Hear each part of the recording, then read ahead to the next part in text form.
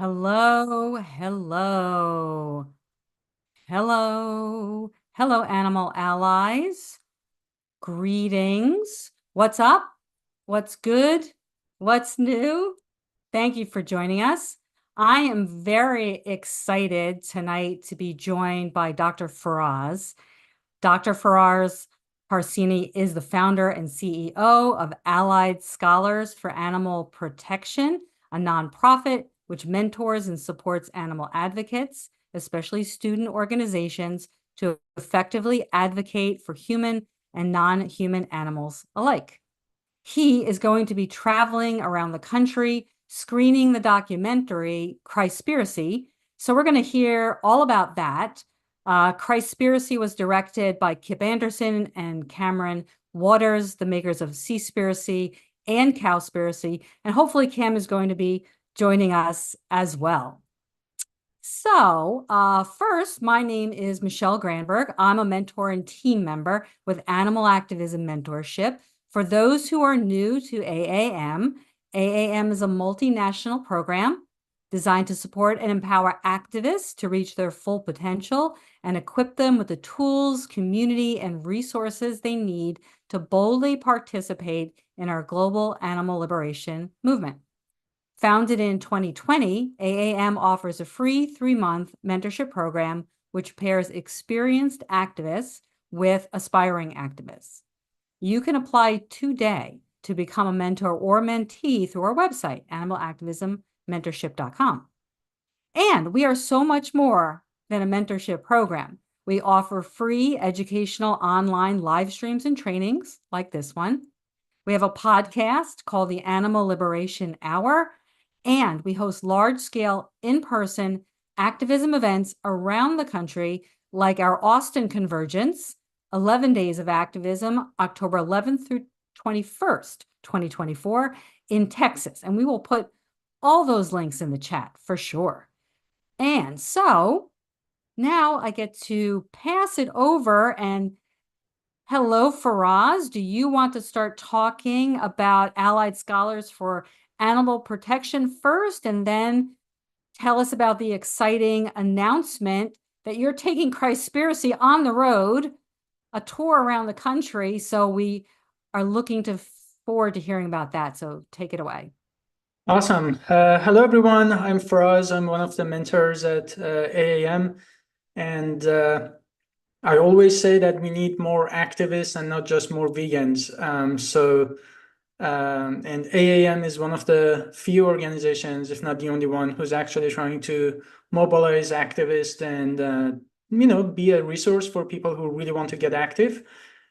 So please talk about it with other vegans who want to get active. They don't know what to do, whether it's protest, whether it's other forms of activism. There are so many ways to contribute and speak up for animals.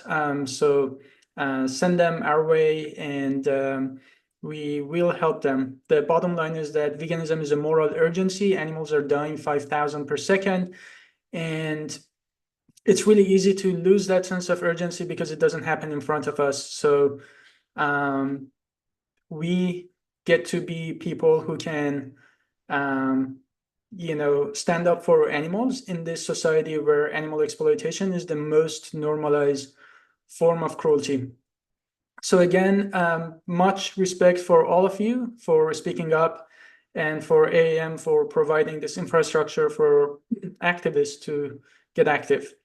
All right, so we are very lucky to have Christspiracy folks on our tour this year, going university by university. But before we start, I just want to tell you about Allied Scholars for Animal Protection, or ASAP,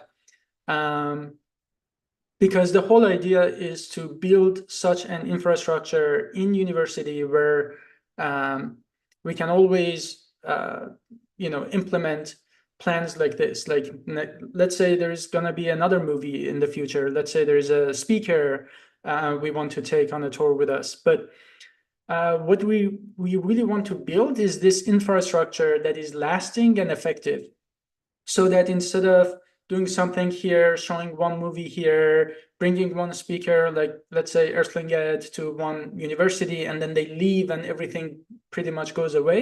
We want to build an infrastructure where everything builds up on each other, and we grow the vegan communities in universities. I'm going to tell you why that's very important. All right, so these are the tour dates. I'm gonna give it a few seconds, but I'm gonna come back to this slide and leave it for you guys to take a screenshot or a picture. But these are the universities we are gonna cover. And if you go to christspiracy.com/tour, and if you could put that on group chat, I think that would be great for people to easily click on it. christspiracy.com/tour. Then you get to actually sign up and RSVP for these screenings, and you can come to as many as you want, bring non-vegans with you, and yeah, there's going to be free food, and Cam and I will both be there to answer questions. I'll be back here. So as you know, by training, I'm a scientist. I'm a biomedical and food system scientist. My background was working on zoonotic diseases and cancer. And then I really realized that a lot of global issues come back to the food system. And I've been vegan for also 12 years. Still haven't died from lack of protein, but until I die, I realized that a lot of global issues come back to the food that we are eating. It's the animal exploitation, it's the environmental issues, public health issues. And so that's why I quit my job in biopharma and I joined Good Food Institute, where I'm a scientist. I worked on scaling up alternative proteins that are, better for the environment and animals. And I also started Allied Scholars, which is what I want to tell you about. So the whole idea of Allied Scholars for Animal Protection is that we need more activists. And here you're looking at people who are doing different things. Policymakers, presidents of PETA, presidents of PCRM, they advocate, they're on the medical aspect of it. And these people, what they have in common is that in their heart, they really care about animal rights and what happens to animals. But their strategy is very different. Some of them are policy, medicine.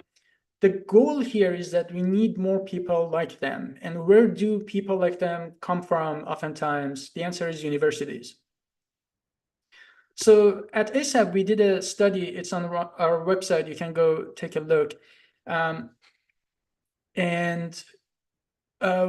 We looked at top 100 universities, and what we found was that most universities don't have an active animal rights group. And those who do, the problem is that I'm going to have this slide up. Those who have an animal rights group, unfortunately, these groups last for 2 years, they die, and nothing really happens.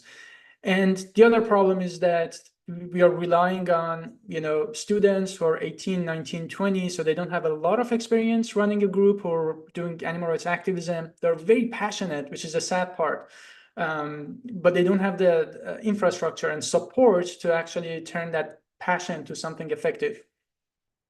So we want to really fix that. We want to have this infrastructure and support students. So the other problem is also these groups are called different things. They have different strategies. Some of them are welfareist. Some of them do, cage-free campaigns. Some of them do just potlucks, and they never talk about veganism. Some of them don't allow non-vegans to join. It's just different things, different strategies. And at the end of the day, after 2 years, the club just goes away, and all the institutional knowledge, everything is lost. And yet I argue that universities are probably one of the best places to do activism. Why? Because you have young people, open-minded people, people open to change. Many times they already have thought about going vegan. All they need is like a little push and help. And most importantly, they haven't decided their careers yet. So you can actually influence their careers and make sure that you snowball that impact. And another good thing about universities is that when we do outreach, for instance, on some random street, let's say you show them the footage, you have a good conversation, and those people then go away. There is no way for us to reach out to them, support them. That might be the last time they actually talk to a vegan for a very long time. In universities, however, we generally have like 40, 50, 60,000 students. It's a captive audience, and we have them in place for, let's say, like 4 years. If they go to graduate school, even longer. So for 4 or 6 years, we get to expose them to different messages about veganism, about the animal cruelty, about the environment, and all that stuff. An example I'm showing you here is the Federalist Society. This is a student organization affiliated to law schools. And all they did was they focused on training students. They're conservative, so they managed to have 6 out of 9 Supreme Court justices affiliated with them. Again, they don't do anything but helping students, supporting students. And just imagine the amount of influence and power that now they have.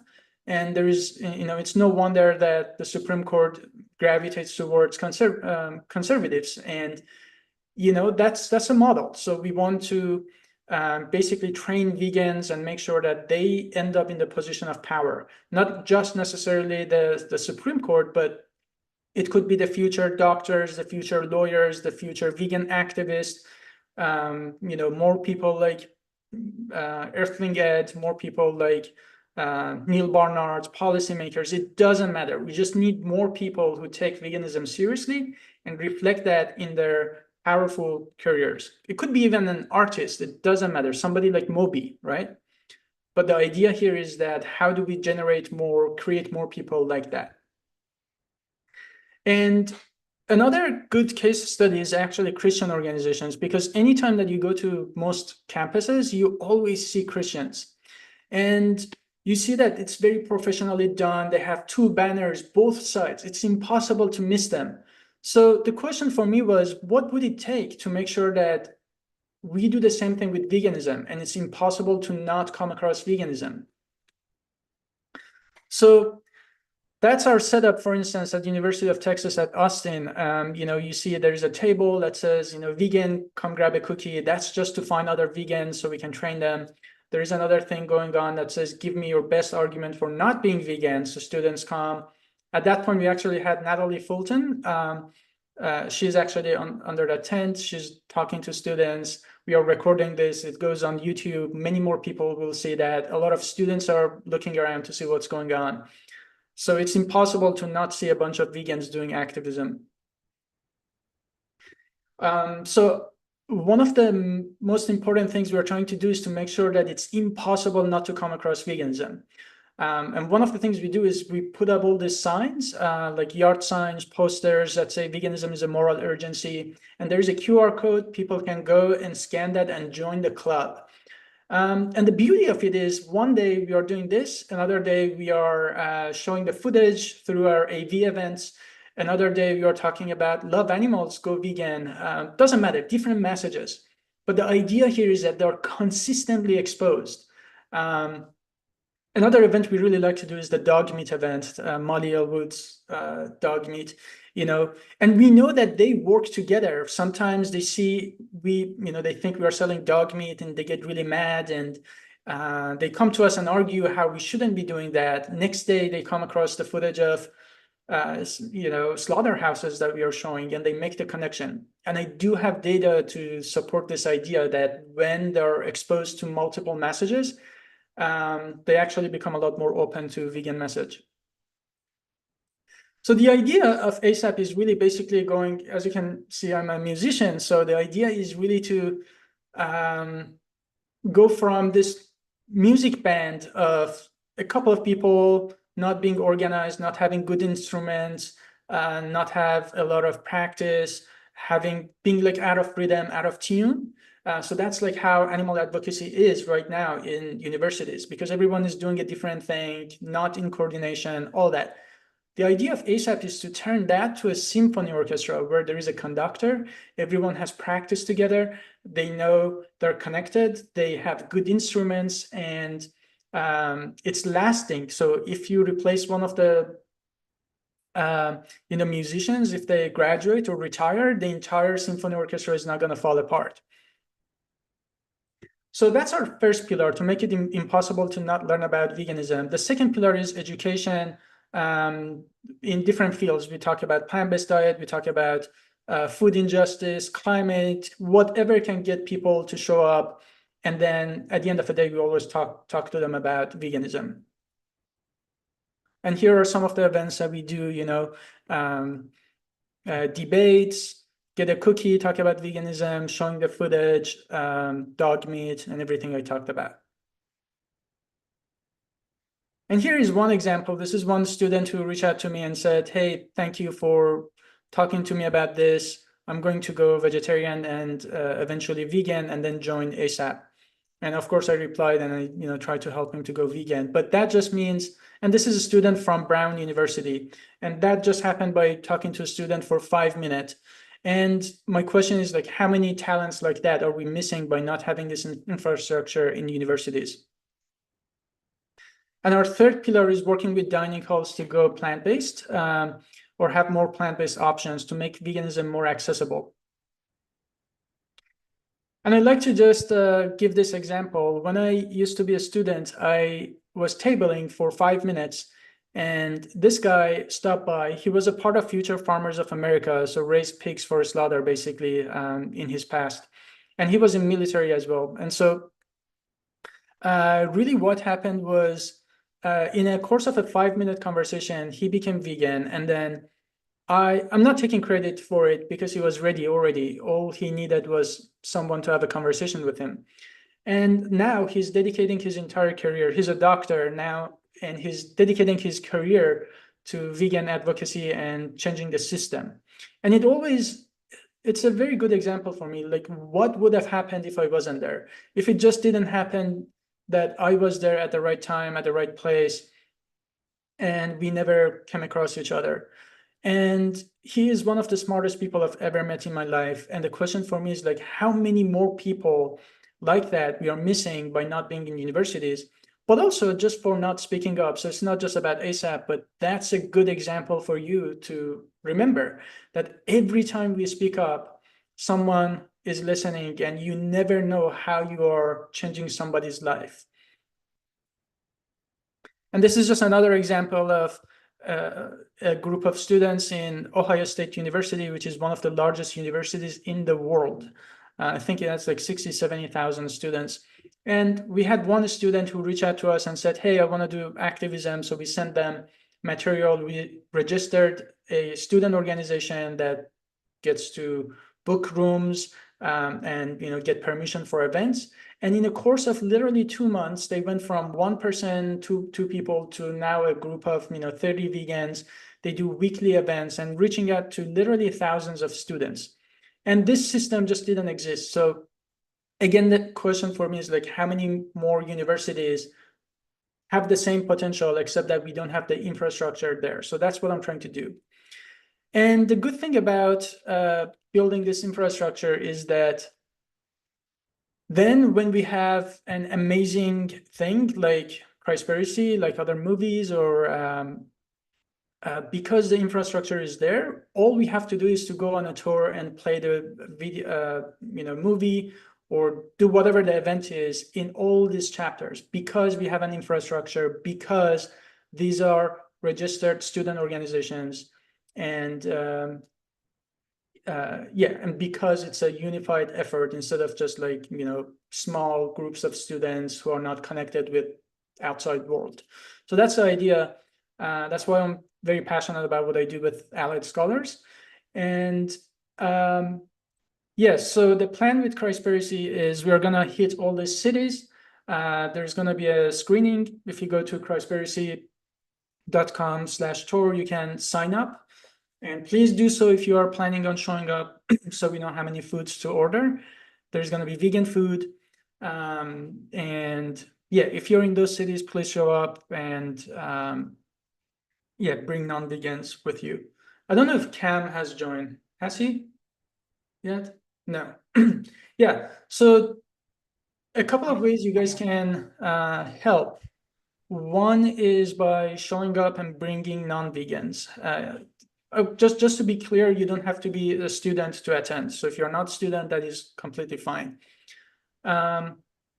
If you're planning on helping us in these chapters,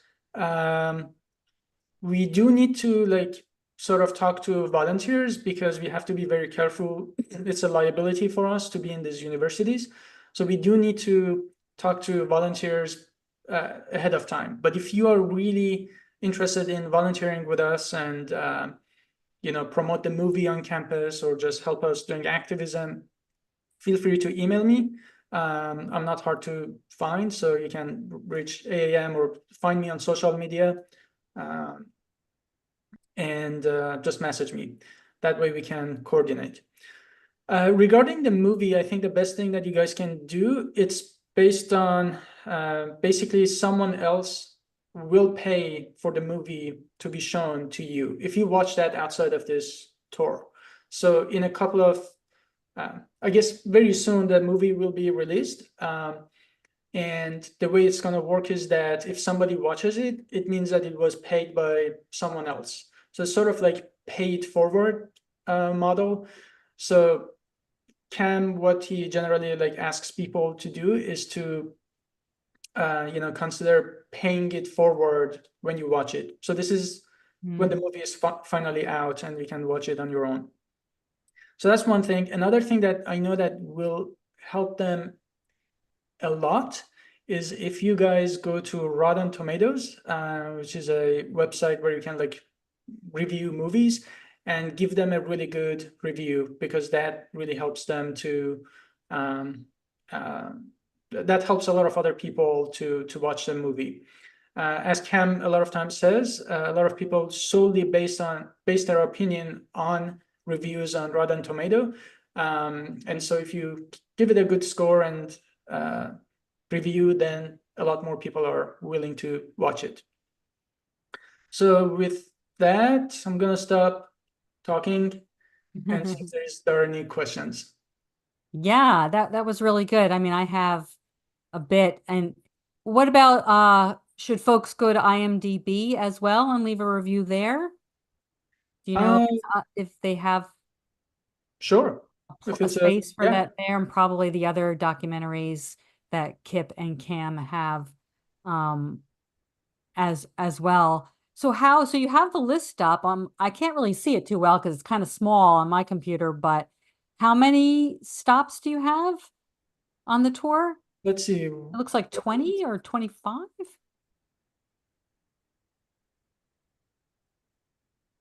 Are you counting? Yeah, I think so. Yeah, 17 total. 17 total. So Yeah. how did you pick the locations, or did you Kip and Cam, or did you pick it as a coordination event?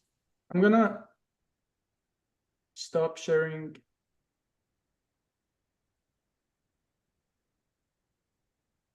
for a second. But people can find this on the Christspiracy website? Yes. Okay. This was my presentation was being shared so far, right? Yes. Okay. Yeah, it just went off. Okay, cool. Give me 1 second. I'm just gonna put the link in chat. Okay. I There you think go. Trey might have put it already. Okay. Oh, okay, cool. I'm Okay. not. Yeah. Christspiracy.com, everyone, /tour. That's where that came from. So you can check it. So you can see all the dates and RSVP. Now, are they all colleges or universities? Every single location? There's no other location that's not on a university campus, Yeah, correct? this is ASAP's work is primarily with universities, but these events are open to non-vegans and sorry, non-students. They can attend the events. Okay, great. And so some of the strategy behind that, of course, it's a great strategy. Just ASAP has an amazing strategy because we need more activists in general, like you said, and this pool of blossoming intelligence that exists in universities and colleges, and they just want to do something with it. And we're at our most motivated, I think, when we're fresh in the world, a little bit less jaded, like we were in our very early 20s. And so the idea that there's all these future leaders just waiting, just marinating, and we want to bring them forward and bring them to the next generation of activists, but leaders, the next Moby, the next Dr. Barnard, the next Ingrid Newkirk, like you said, so, but is also, the film itself is a call to action in so many ways. You can't help it. You can't leave that movie like in your head going, I want to do this now, and I want to do this, and I want to do more of this, and oh my God, and I got to talk about this. Like that's the film itself just does that, I think, spontaneously. But just tell us again, sort of how the connecting the dots between the message of the film and activism and leadership and and pulling cutting edge leading leaders out. Yeah. Before I answer that actually reminded me to make these points that I also think that veganism needs to be accessible to all. And I'm personally not religious at all. As a matter of fact, I'm personally atheist. But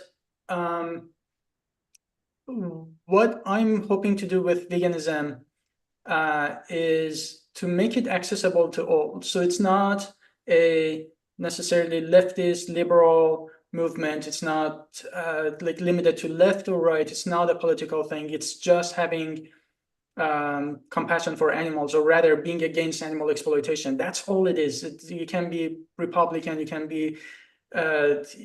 be Christian. It doesn't matter. It's just about being against animal exploitation, and that's all veganism is.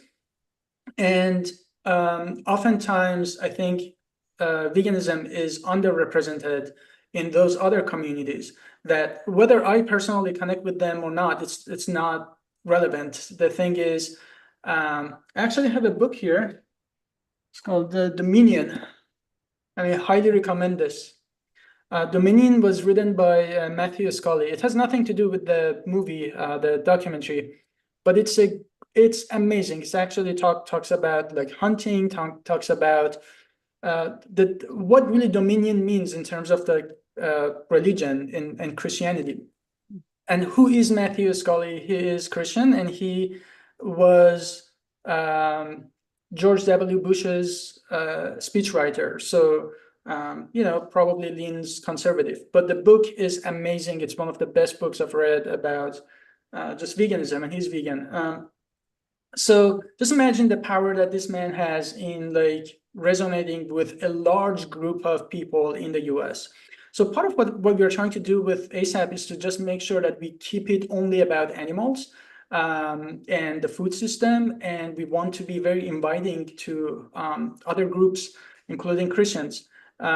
So one of the benefits of this movie is to make it, it makes a very compelling case, not just about actually Christianity. It talks about like, other religions, Buddhism, some Islam, and spirituality as a whole. That if we say that we are spiritual people, if we say we are Christians, if we say, I don't know, whatever, can we really say those things if we are eating animals? So I think that's great. And by the way, I also want to say that you don't have to be Christian to come watch this movie. It's good to actually know the arguments that it's making, and it's also good for all the spiritual people. And I see that Cam is joining, so he can speak more about that. But yeah. Excellent. So, sort of dovetailing on that,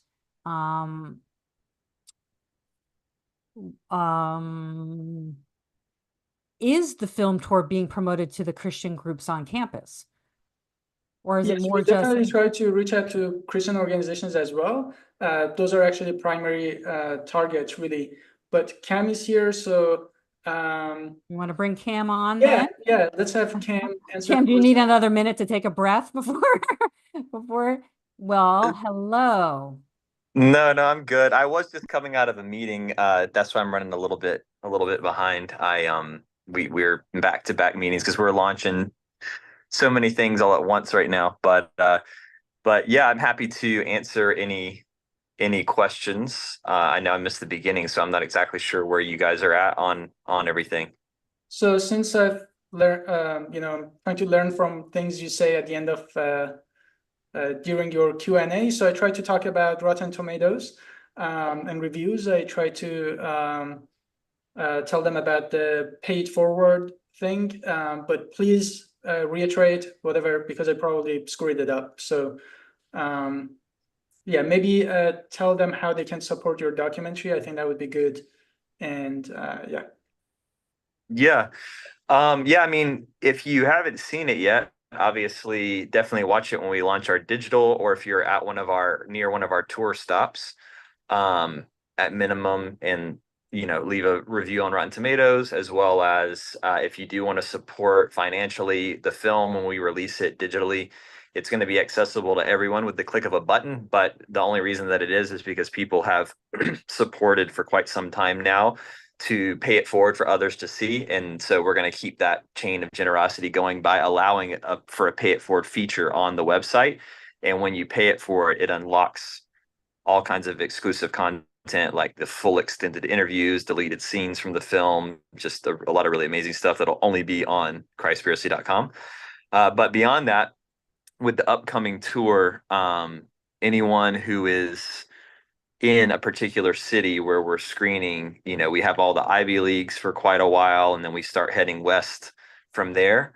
The day of the screening, especially, but even like the day before, there's a number of stops. We'll probably be there, tabling, and obviously ASAP will be there tabling. So anyone who's able to come meet us on the ground, hang out with us, and pass out flyers, put up posters, maybe even do some recon on local Christian groups at the school or even in the city somehow, inviting a church, whatever it may be. Get creative, but we want to get as many non-vegans there in general as possible to the screenings, and then particularly targeting religious groups of any kind, because we feel that they'll be profoundly impacted by the film, and they already have a footing in the city with their own personal churches or movements, synagogues, whatever it may be.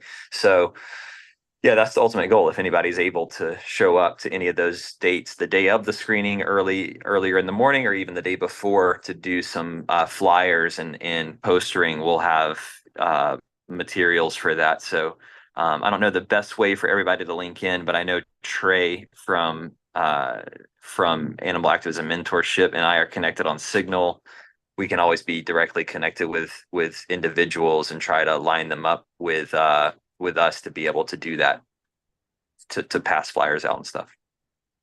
Yeah, and if anybody has questions about that specifically, if we have activists with us and you have a specific question about meeting them in these locations and how that would look, what that would entail, feel free to ask in the chat. But someone is saying they're confused on the timeline of the tour and event nights. You show the movie and then what? Lectures, party, tabling? I think you might have just answered that. Food, discussion. Yeah, so the day of the screening, and Dr. Faraz, you can add to this if you have any other specifics, but for sure the day of the screening, we have been, tabling before that, that same day. And then the screening is I think 5:45 in the evening is when everybody comes in, there's food. We start the film, and then after the film, Dr. Faraz and I both do a chat with the group, and I do a Q&A and that sort of thing, and then it's over after that. There is, in terms of the games and stuff, we have some of that we're going to be experimenting with in this new side of the tour. That's essentially a part of the tabling. So all throughout the day, starting say around 10 or 11 a.m., we'll be out on campus somewhere at a select location. Dr. Faraz and his crew are doing some different experimental activism tabling, and then we'll have specifically Christspiracy getting people to come to the film, but also filming content like debate style interesting conversations with intriguing kind of questions like what would Jesus do about factory farming, this kind of thing. but we'll also maybe I have this Jesus Jeopardy thing that I'm going to do. That's really, really fun, where we ask people a series of questions that they answer, and a lot of them are kind of hard to answer, but they seem so obvious. Like, did Jesus have any siblings? A lot of people kind of stumble on that, but he did. He had a brother, and then that leads into, oh yeah, well, his brother was vegetarian. And it's a whole, like, it's a fun game that has a twist at the end. By the end, people are usually pretty profoundly shocked by the information that leans in the direction of Jesus being vegan. And it's just another fun way that we'll be utilizing that to get people to come to the screenings and also creating content from it. So that's a long-winded way to say, yeah, day of the screening, we'll be there all day, playing with that kind of stuff on campus. But primarily, the true support is, while we're doing that, having anyone who's willing to be just passing out flyers all around. And then, if someone that you're handing a flyer to seems particularly interested or conversational about the flyer, you can say, hey, well, they're actually tabled over there, like, go talk to them. And that could even help us to, like, funnel more people to our table. So I would say at minimum, that's like a good way to help support on the day of the screening. And, anyone who's able to, if you want to be there all day from as early as possible on that tabling side of things, all the way through the screening afterwards, you can just hang out and watch the film and talk with others. And I'm sure, depending on how things are going, there's ways that you can support if we need help putting out the food or making sure people, like the last stop that we had at UT Austin, where we were located was kind of like down this escalator and tucked back in this one place, and some people didn't really know where to go. So I'm sure there's like little things where, if you're there, we would utilize somebody to say, hey, like, help guide people that look like they're looking for the film this way. So things like that. But then, like I said, before the day of screening, anyone who's willing to pass out flyers or put up posters, you can also do it that day as well. And, or any kind of, just, if you're from that city and you want to do some sleuth work and figure out, like, local Christian groups or churches or anything where you think you could pitch to them that this film is coming to town and they need to see it because it's, gonna open up their perspective of their faith and all these things. We can even provide copy with that sort of thing too, depending on which. That's the one thing we do know is, like, when you're talking to different groups, especially around religion and such, you got to try your best to really meet them where they're at. And so we can support with that as well, if we know the group. Like, so I guess the bottom line is, I don't know if we want to start anyone who's interested, if there's a particular platform where we can discuss this and people can pitch ideas. But any ideas that come through, like, hey, what about, I found this group and here's their Facebook group or whatever, this Christian Facebook group in the city, we could help, tell you maybe a good way to word it or share it, if you need any help with that. But yeah, that's the goal, is just finding every way we can to get people in the city on those days at those locations. Particularly students too on campus, because we're going to be on campus. So the more excitement we can get with the students there, the better.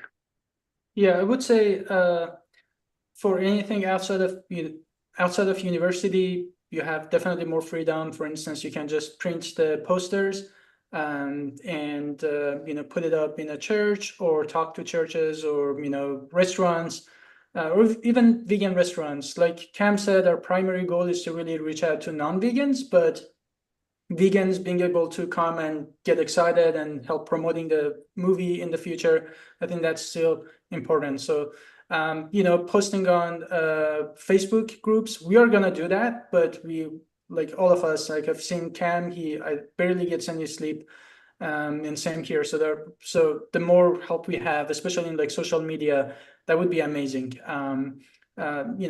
Posting on Facebook groups, Instagram, things like that. If it's in university, we would love for you guys to like coordinate with us, so we know, like, handing out flyers is pretty benign. So that's a great help. Like, like Cam said, directing people to the event, postering around campus, things like that we need to coordinate with that, because there are like limitations where we can post there, and we don't want to post there somewhere that it's we are not supposed to. So, but we would love to coordinate with you if that's something you like to do, or if you just want to join the activism part before that. But we would love to coordinate on that.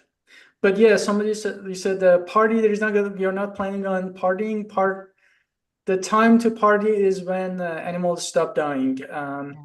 But we do have free vegan food. The way that the day of events, this is how it's gonna go. So people come, we feed them amazing vegan food, and the movie starts, and then I do a 10-minute presentation to just also talk about other aspects of veganism in case there are people who are not necessarily religious, or they hear more about other reasons to be vegan. And I talk about dairy and eggs specifically a little bit. And then after that, there is Q&A with Cam, and you guys can stay around and talk to us or talk to other people who attend who might not be vegan, and you can still do your outreach with them. Well, you had me at vegan food, I think, too. Yeah, that's great, because as they shove tasty vegan food in their mouths, that lowers the barrier to go vegan by a lot, I think. And we saw that the last time that we had that in UT, we had vegan pizza, and people were literally going back for a third time or whatever, and they weren't vegan. So they liked vegan cheese enough that they would go back for, and that's great, because now you showed them that they don't have to sacrifice their desire to have cheese or whatever. Not that that's a sacrifice to begin with, but they become a lot more open. Nice. So we do have some questions, and who's planning? They're gonna try to plan to be there already, and it's just such. Imagine if we had tons of activists showing up everywhere you went. Just the energy would be so incredible. What a great outreach and volunteer opportunity. So I think folks will be very excited about that. But a question is, are there any future plans for other tours or showings that are places other than universities, or it's just going to go straight to streaming at that point? And also someone's asking, will the eventual digital release include Canada? There are a lot of people here who are waiting for an opportunity to watch it. Mhm. Yeah, Canada was supposed to be on the theater release tour, or the whole theater release we did back in March, and our distributor, for whatever reason, had a hard time getting Canada to agree to put it in theaters. I don't know why. I think the politics or something was a little bit harder. So yeah, we're going to be releasing digitally in Canada. But the good news too about the screening side of things is right now, other than a couple one-off things here and there in Australia and a couple places, the only screenings are these campus screenings. However, that are on the books right now. However, we do have with our digital platform that we're releasing, when we release the film, just so that it's really, really clear, everyone will be streaming Christspiracy from Christspiracy.com, direct streaming for anyone who just wants to watch it at home or on their phone or whatever. And then on Christspiracy.com, there will be a host a screening option, which people can click in it. And we're partnering with the platform called Gather, which allows people to basically create these Eventbrite type invites. It kind of looks like an Eventbrite, where they can host their own screening of Christspiracy. And there's really cool features where you put your minimum target attendees, and once you hit that minimum target, it unlocks the film and unlocks the screening. But you can set it so that your minimum target, if you say want to host at some venue in town and the venue has a hard cost, say it's $200 for the night or something, you can put your minimum target number of people, and then you could make a ticket price that allows you to cover those costs, and that's it. And then as soon as you hit that minimum target, it unlocks the film so that you're guaranteed to cover the cost of the venue. But even more exciting than all of that, and by the way, you can host screenings anywhere. So you can host them at your home, you can host them at a church, you can host them at another school, wherever, we just ask that you use that platform, because what it's going to do is we'll create this Eventbrite, you put out the RSVPs, and then we are able to get all that same data too, so that we can follow up with all those people. Because the thing is with Christspiracy is it's such a powerful film for people to watch in community, and we really want to encourage people watching it in big groups. But the only downside or challenge with big groups is that if one person's streaming from their computer at christspiracy.com, there could be 20, 30 people there who then see the film, and then they go home and maybe they follow us on social media or whatever, but that's the only contact we have with them. However, if we do this Gather platform, you have to get everyone to RSVP to see the film. And when they RSVP, they enter their email. And that way, afterwards, when the film's done, we have a whole series of emails that follows up with people on free meal planners and community, and including in people like AAM through our email list and whatnot, just to plug people into different ways that they can take their passion that they may have found after watching the film to the next level. So that's why we're using the Gather platform. But then the final piece I was going to say that's really exciting is Gather also allows you to host in a movie theater.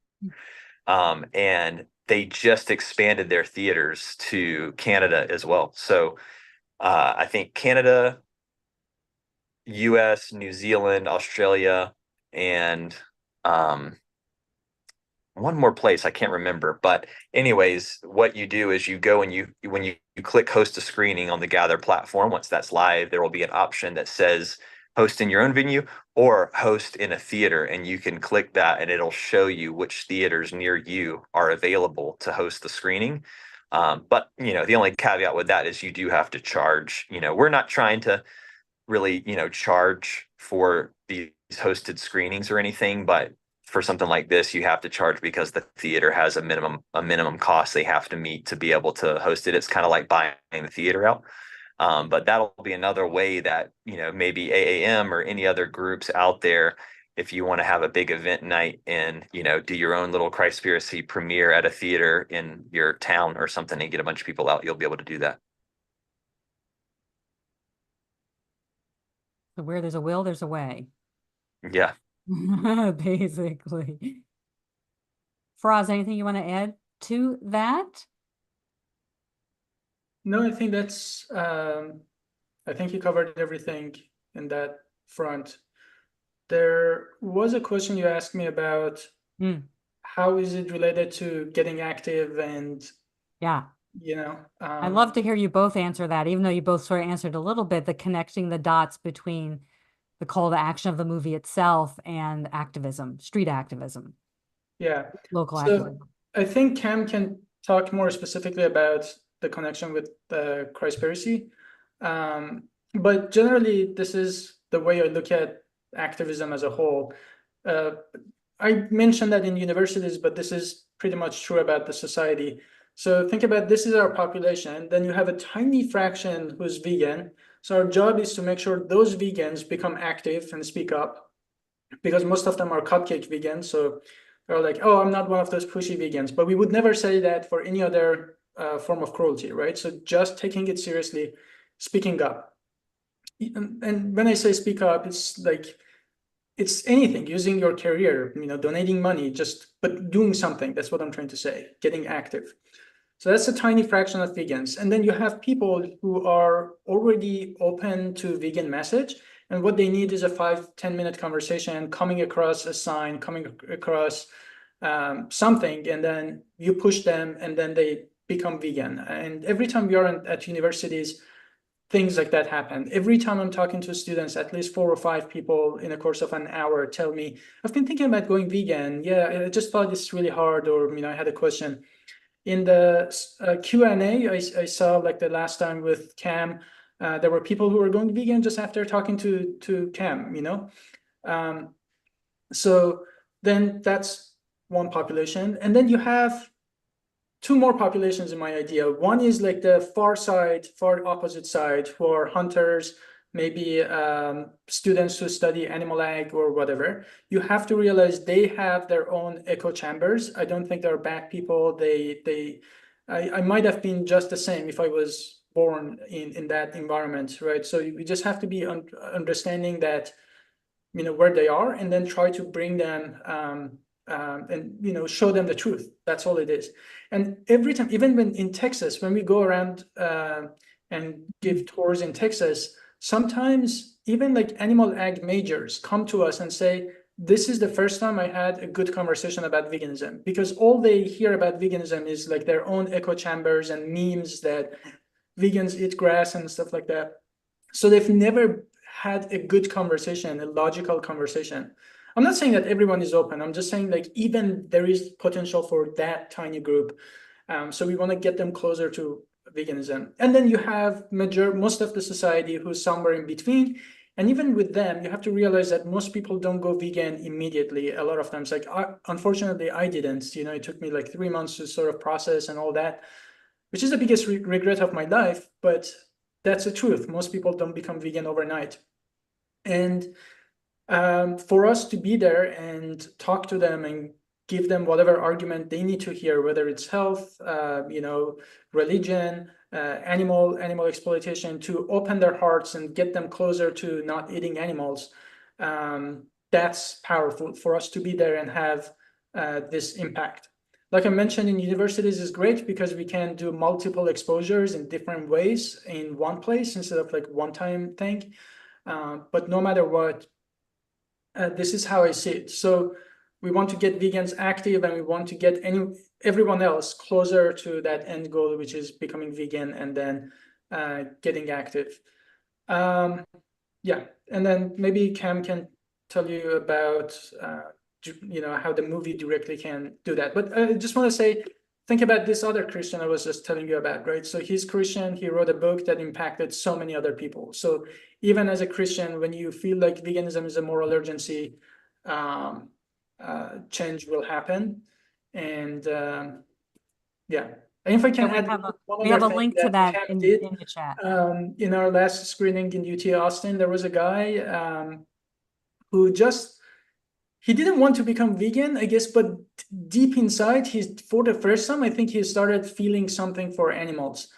And he had questions because now he had this conflict. I mean, Cam can talk about it even more, but like he had this conflict because he grew up being told that, dominion means that we should be eating animals, and Jesus ate fish, and therefore we should, like, animals are here for us to eat. So he grew up with this idea, but down inside he was like this big muscular guy, and but he had a soft spot for animals, and he said that, and it was just crazy to see his transformation. And then he stayed up and talked to Cam for, I don't know, a good 30 minutes after the movie screening. And I know that he showed up to a vegan restaurant afterwards. And yeah, I mean, it was just so beautiful to see that transition. Yeah, sorry, I shut up. Back to you, Cam. That's great. Yeah. He in particular is a good example of what I think you were hitting on, Dr. Faraz, with just attempting to be that first good conversation with the vegan, if that's what someone really needs. Like, everybody's got different forms of activism and everybody's coming at it from different angles, but you can, in an individual sense, sometimes with those types of interactions, just really meet them where they're at. And I think what he said in the when he first raised his hand, it was in the Q&A, and he said he was so vulnerable. He said something like, "Hey, I'm sorry, I actually still eat meat, and I hope no one judges me for this." And it was really sweet because everybody just smiled and just showed him that there was no judgment or whatever. And so I think his interaction was really, really, really good and positive. So anyways, that's a good just echo of what you said there. But as far as the film and how it activates people, I mean, it's again similar to kind of what you just shared for us, that number one, when we're just talking about vegans, that the film itself, when you watch it, if you haven't seen it yet, the call to action towards the end of the film with all of the interviewees kind of coming together in a chorus of voices, it really is about like vegan, just being vegan is just actually just the first step. It's just like baseline, decency and respect of other lives. what are we actually doing? I had someone tell me once, when I was first becoming or going into this transition. Oh, wait, what does this say? We have around 5 minutes left. Okay. So to keep it You can short, stay a little longer. Sorry, I need to go. Yeah, I have a Faraz meeting. has to You have go. a yeah, few yeah. people. Yeah. I was just saying that when I first started having this transition for myself and going deep into this many, many years ago, and I was a gospel musician, I was a part of this really big church. And with all of the pushback that I got kind of talking about this conversation with people, the one thing that stuck with me that I'm so grateful for, that one of the lead pastors of the church said, challenging me, he said, the thing I don't like about vegans, he said, is that they define themselves by what they don't do instead of what they do. Which obviously that's not all vegans, but that was his perception, was that, hey, I don't eat animals. He's like, okay, well, you don't eat animals, cool, but what do you do though? And so in a way, that's kind of what the spirit of the end of the film is, which is, what we do is we rescue animals, we stand up for animals, we defend animals, yeah, whether it's open rescue, whether it's marches, whether it's, you know, online activism or whatever, or uh, tree planting at cattle ranches, reforestation, all these kind of things. We touched on that in the end of the film as well. So I think that's the exciting thing about this film is, we really show so many people, when they have like Piers Morgan and everyone, they just want to hammer like, oh, you're saying Jesus was a vegan or Jesus was a vegetarian. How can you prove that? Blah, blah, blah. We have, plenty of that, but I think it's more exciting. It's beyond being a vegan or a vegetarian in terms of the Jesus archetype in the film. It's Jesus as an activist because of the incident that happened in the temple when he went into the temple and disrupted what was going on there, which we uncover in the film. And so I think the spirit of this film, even more so than say, and Kip says the same thing, even more so than like Cowspiracy, what the hell, the spirit of this film is really an activism film more than just like a go vegan film. So yeah, I think at the back end of this film, people are going to be looking for opportunities to learn how they can plug in and become activists. And that being said, anyone here from AAM, I know you all do mentorship and everything for animal activism. We will have a community as well on our site, Christspiracy.com. Right now it's all established on school.com, SKOOL.com. We have a community there, but we're actually building all of that now into our platform at Christspiracy.com. And there's going to be a community with like a challenge where some people go vegan if they're ready to, or they at least start moving in that direction. They have recipes and support. But there will be a whole activism section as well that will be activism in general and showing people how they can plug in their local communities or different aspects of this. Some of it's food, some of it's fur, whatever. But then we'll also have particularly how to be an activist for the film, meaning like ways that we can provide, like what we're talking about with this tour with ASAP, ways that people can plug in and go, do a street activism and represent the film, or play, go around and with an iPad and play the trailer for people and encourage them to watch the film. There'll be all kinds of fun things that we try to get people to do. So that's all coming in the future as well. Nice. Faraz, I know you have to pop off. Is there anything you want to, Cam, you stay with us. You may not go anywhere. I'm just kidding. Anything you want to say in final words before you have to pop off? One, thank you for having me. Two, for all the activists, thanks for speaking up. Three, for Cam for joining our tour, and it's been amazing to really working with you. And four, let's not shut up until the end of animal exploitation. There is a lot to do and no time or money to waste. So thank you guys. I have to hop off for another meeting, but I'll see you all around. Oh my gosh, thanks, Faraz. You're the best. Thank you for being here. Bye. Cam, there was a question, I think, kind of dovetailing on what you were just talking about here in the chat. Because those of us who will be talking to people about coming to a screening, do you have a video of an example of that? Like, I guess, like a role play Or do you have any suggestions for that? How to sort of introduce the film to people in general if it's just a cold introduction to it? Yeah, that's a good point. I mean, I'm open to any suggestions, honestly, from you all for how you feel. That's the one thing that we're going to do as well is within our community.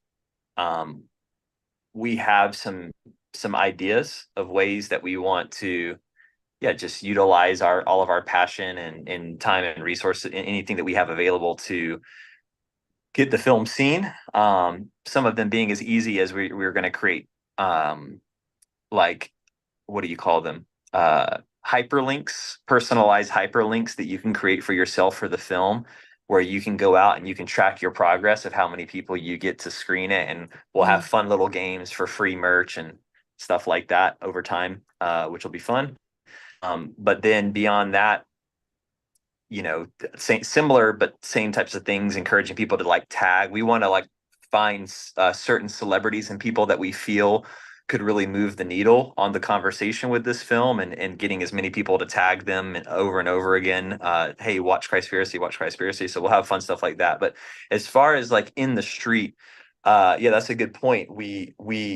I'm putting out a lot of street content. I've put out some. I'm going to be putting out more. So there's obviously the way to just learn by different ways that I'm sharing it with people. But I think, yeah, if you've got a way to, approach people, bring the trailer or something. And I think, the biggest thing is, especially if you're talking to, say, Christians, is really leading with this isn't a film that in any way threatens Christianity or disses on religion. It's actually empowering to religion and only shows the extent of how compassionate Christ truly is. And you can leave a little mystery there without getting into all the animal thing and this and that, unless they ask more questions, and then you can get more into that. But I've found the more you can leave a little bit of mystery, the better, because people are interested in mystery, and it makes them kind of get in. And we've designed the film so that it handholds people from like a point of pure mystery to then revealing over time that the film is moving in the direction of questioning our treatment of animals. But if they do question too, one little note that I would say is just in general, like this doesn't even have to be if you're out on the street doing this. If you're just in here and you want your mom or someone to watch it and they may be averse, I've found that if they do start asking about deeper aspects of the film, one kind of fun way to approach it to still leave a little bit of mystery is to start with talking about animal sacrifice. Oh, the filmmakers, they talk about scripture and animal sacrifice and how there's still these animal sacrifices happening today. And they went to the world's largest animal sacrifice in India and no one knows what's happening there. And, I'm sorry, Nepal. So that angle is one of those ones that just about everyone, even if they're not vegan, could agree, like, oh yeah, that shouldn't be happening. Yeah, I want to see that. What are they, and you can say in this, this is connected to deeper systems in the world that are, threatening our humanity and our ethics and the way that we're, it's demoralizing our culture. And, there's all kinds of ways that you can kind of utilize that and still be a little bit mysterious. So that's what I would share. But we definitely over time do plan to create more and more materials that will be plug and play. We actually have someone on our team that's working on it where we can create almost like plug and play paragraphs that you can format and then yourself and personalize a little bit, that maybe send it to your local church or your local Bible study or your local synagogue or your local whatever, and try to see if you can get a little group screening there. So that's something that we're working on as well. Yeah, but we're totally open to ideas too, in collaboration, if you guys anybody wants to step up with a grand idea. I'm sure we have people full of ideas. There may be a couple here in the chat, but I like the idea of some kind of template. And I like that you're saying maybe don't start with a big reveal, right? Yeah. Don't start with the big, bold claim, and the way that you guys lead up to it so gradually and so Yeah. perfectly in the movie as well. Someone here in the chat is saying that they say, did you know that Jesus was an animal activist?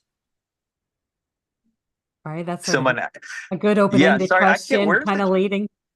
where is this chat? I can't see the chat. It's invisible. Well, we're streaming this through YouTube, and Oh, you can't see it because you don't have your YouTube window open, but I have okay. it open, so the comments are coming through that. I see. Okay, so the question was, say it one more time. Oh, she was just saying that she starts with, "Did you know that Jesus was an animal activist?" As Oh, right. Yeah. That's great too. I'm curious how that's gone because that's a great one. Uh it's one that I would think would stop people in their tracks, especially too, depending on the type of person. They could maybe it could instigate an interesting conversation. For some, it may instigate some pushback, but that can work too. Like it can work to get someone to trigger something in them where they're a little bit like, wait, what are you talking about? Because then it stops them enough to want to have a conversation. And then as long as you can follow it up with that steady flow that just keeps yeah, drawing it's people all in the into like a follow-up. Yeah, it's all in what you yeah, say. it's all in the follow It's up. all in what you say after that because I'm still stumped. There's so much you can say. Yeah, yeah. Well, and too, the thing is, if someone feels really resistant to it, I always just say too, like, don't let that deter you from just being confident and sharing that, I mean, that's kind of what we did with Pierce Morgan is, he wanted to argue. And then at the end, we just said, all right, well, you just need to watch it. You just need to watch the film. Like, I know you have all these questions. Just watch the film. They'll get answered. And the thing is if someone's really, really resistant, probably most likely in secret at some point they're gonna want to go they're gonna go watch it, even if it's because they think they're gonna prove it wrong, or something. So Yeah, I would that's have thought always that would have good been too. like a prerequisite for Piers Morgan. Like you should have watched it first. I know. I know. Yeah. Talking about something you're blind to, haven't even seen it. Yeah. Yeah, exactly.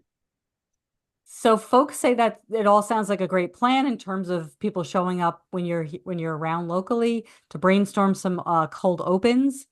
And I'm sure people are thinking about that right now. Is there anything else about it that we're missing that you want to share? I know we could dive into the film, but I don't want to, take you off on too many tangents and take too long.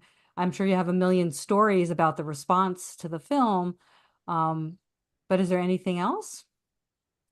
Um, no, I think that's about it. I mean, we really, if you're someone who is considering, supporting at one of our tour stops, just know we'd be incredibly, incredibly grateful. And it is very, very needed. Because, we just did Texas universities first. We learned a lot through that process. And one of the things that we learned, is just when it comes to the kids at the university, because we are there. And so the easiest thing you can do is just try to get people on the university or as close by as possible funneled in there. And everybody's just on their phone, going to class and sucked into their phones. And we have these really strong um what do you call them, like 5x7 cards that say Netflix censored documentary screening tonight, and it's got the QR code and everything, and it's it's so simple and so easy. You almost don't even have to talk that much because you can just hand it to someone and be like, hey, you're missing out if you don't come to this sort of thing, and just move on to the next person. Anyone who can come and support and do that type of thing, it will mean the world to us, and you'll make such a big difference, because the trick is just getting people in the room. And then, like Dr. Faraz said, once they're in there, we're witnessing these, like, people that seem least likely to uh take in a message like this being really impacted by the end. And so, we've seen so many people decide to go vegan, or at least feel very open to it for the first time at the end of these. So yeah, that would just be my last plug. If you're in the area, definitely connect with us. And I think too, just so that we make it really clear, I think the easiest way, if this is okay with you all, would be if you guys want to group people through AAM first and then send them our way, or we have info at Christspiracy.com. which we have someone monitoring that could field anyone's email who's like, hey, I'm gonna come, I'd love to come support. You can also just direct email there, and our person will make sure that you get all the information. Excellent. Okay, so we are putting that in the chat, and some great comments. People are just asking people to see the film. The follow-up is really easy when you keep that his goal was compassion. And then there was one more question about what if someone doesn't necessarily believe in Jesus, I guess. Yeah, Like great question. how would they lead into getting people to see the film? Yeah, great question. And by the way, too, just because I can't see the chat, the person at our info at is Benjamin. I know that he's actually connected in with AAM. If anyone knows him, Benjamin's going to be the one supporting, making sure everyone knows. So shout out Benjamin for oh, he's watching. Cool. I just realized I'm talking about with him without his name, but it's because I can't see the chat and I don't know who's in here. So yeah, the question is if someone it doesn't believe in, yeah, so this film, even though it's entitled Christspiracy, it covers all faiths and just ethical arguments in general. So um I'll say it this way in case anyone wants to, utilize this as well for talking to people who may have a question about whether they want to see it because they may or may not have any interest in something related to Christ. It's just this film looks at, our treatment of animals and our ethical relationship with animals, but it's important to understand that our ethics are heavily shaped by our culture's dominant religious tradition. So in the West, whether you believe in Jesus or not, your ethical frameworks, all the way down to a legal level and the system of the law, are heavily influenced by, Judaic law and, Mosaic law. So yeah, it's a big part of what shapes our reality. And if you're east somewhere, in the world, it may be Hinduism or Buddhism. And obviously Middle East, and everywhere now, Islam is catching up.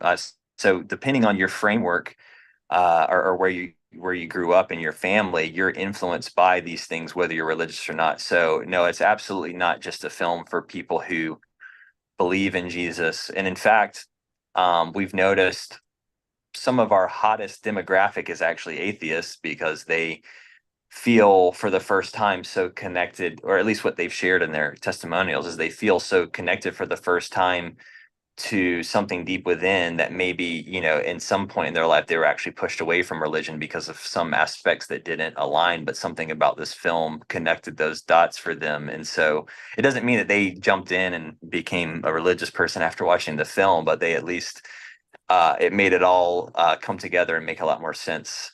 So I think it's for everyone. The reason we named it Christspiracy is because it is focused on the story of Jesus as a through line, a thread throughout the film from a storytelling perspective. It really helps.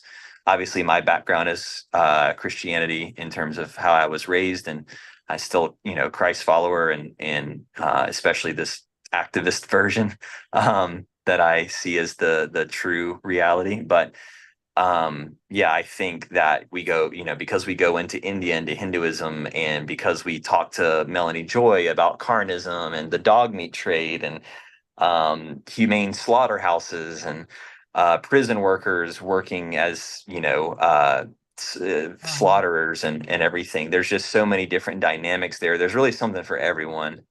So hopefully that answers your question.